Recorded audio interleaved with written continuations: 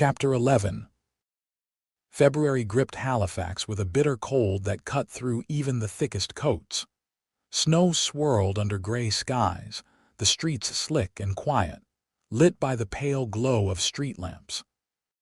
On campus, the wind rattled windows as students hurried between classes, their scarves wrapped tight against the biting air. Declan and Azalea were both buried under relentless stress. Declan worked extra hours at Sobeys, his hands aching from stacking boxes and folding bags. Each paycheck was another step closer to the Hawaii proposal he was secretly planning. But the extra shifts meant he barely had time to see Azalea. Azalea, meanwhile, sat hunched over her laptop in her dorm room, surrounded by scattered notes and empty coffee cups. Senior projects, midterms, and graduation planning loomed over her like storm clouds. Even though they loved each other deeply, the distance between them was growing. "I feel like we're drifting," Azalea whispered to herself, staring at her silent phone. They had planned a quiet dinner together, just the two of them, a rare moment of peace. But Declan was stuck at work when a co-worker called in sick. He stood behind the register, exhausted and frustrated, watching the clock tick far too slowly. Meanwhile, Azalea sat alone at a cafe near campus, hands wrapped around a cup of tea. She checked her phone, her heart sinking with every minute that passed.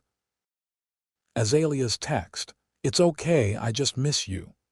Declan's reply came a moment later, "I miss you too, I'll make it up to you, I promise." Azalea sighed, forcing a small smile, but disappointment still weighed heavy in her chest. The next evening, they finally met in Azalea's dorm common room. Azalea immediately hugged Declan tightly, her face buried in his scarf. "I missed you," she murmured. "I missed you too," Declan said, holding her close. But beneath the warmth there was tension. Their conversation felt off, polite smiles instead of genuine laughter, safe topics instead of real connection. Declan noticed how tired she looked. Azalea noticed how distracted he seemed. "You've been so distant lately," Azalea said softly, her voice barely above a whisper. "I'm just tired," Declan replied, avoiding her eyes.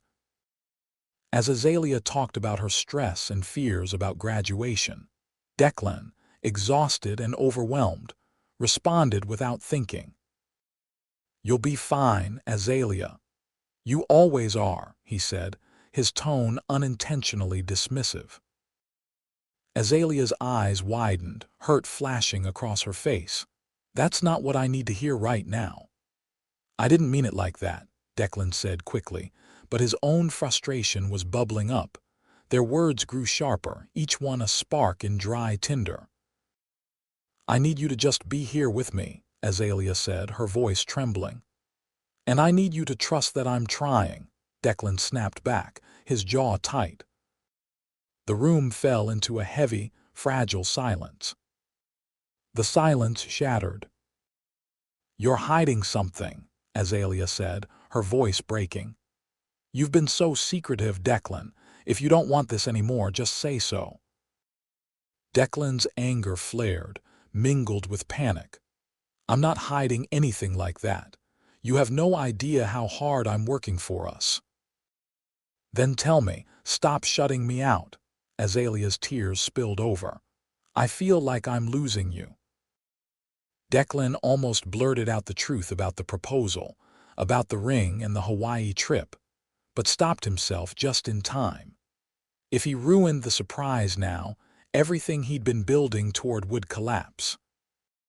Azalea's final words cut through the shouting like a knife. Maybe we're not strong enough to survive this." Declan froze, devastated. The words echoed in the small room like a death knell. Declan stormed out into the freezing night, the door slamming behind him. Azalea collapsed onto the couch, sobbing uncontrollably. The storm outside mirrored the one inside Declan's chest. Wind howled as snow stung his face, but he barely felt it. His mind roared louder. "I'm killing myself to build a future for us, and she thinks I don't care," he thought bitterly. He nearly called Ryan for advice, but his pride stopped him. He needed to calm down first to think. He kept walking, aimless and alone.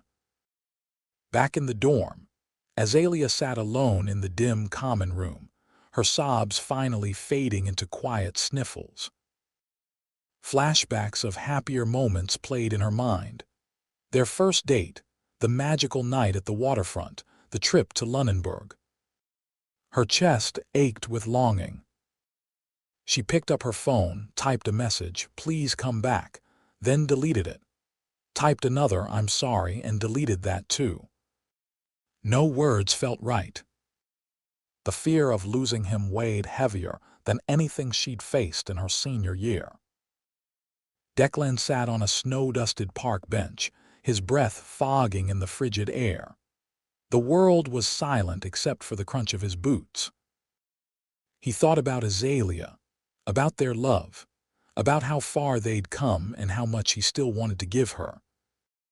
His anger melted into sorrow and determination. "I can't let this break us," he whispered to the empty night. "I'm going to make this right." He silently vowed again to make the proposal perfect, to show her, beyond any doubt, how deeply he loved her. Declan rose from the bench, heading back toward campus. The next morning, Declan showed up outside Azalea's dorm early, his heart pounding.